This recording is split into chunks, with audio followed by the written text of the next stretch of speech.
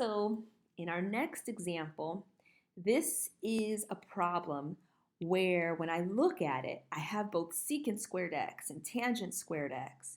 And at this moment, I really can't do much to it. But something you can keep in mind is that you can use trig identities to make terms the same trig function. So back to our Pythagorean trig identities, I know that secant squared x is tangent squared x plus 1.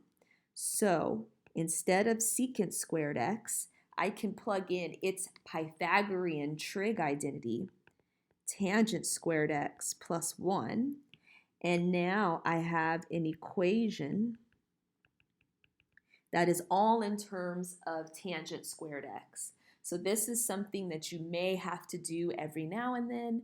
So those Pythagorean trig identities are super important to keep in mind. So now I'm going to distribute my 3. 3 tangent squared x plus 3 minus 2 tangent squared x minus 4 equals 0. And then I can combine like terms. That makes tangent squared x minus 1 equals 0. To isolate this term, I'll add 1. Tangent squared x equals 1.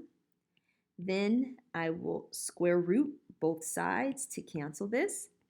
And I have tangent x equals positive or negative 1. So now we go to our unit circle. And we ask ourselves, where is tangent? Positive 1, for example.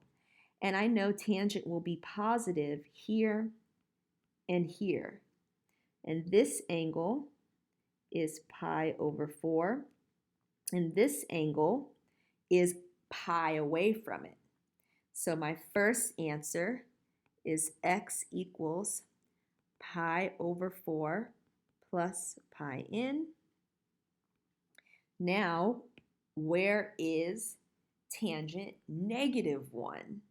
Well, that happens here in the sine and the calculus quadrant, or sine and cosine quadrant, or students in calculus, whatever.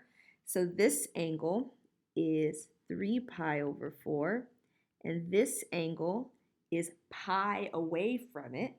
So that second answer would be 3 pi over 4 plus pi in. And if you want to be super thorough, you'll say n is an element of the integers.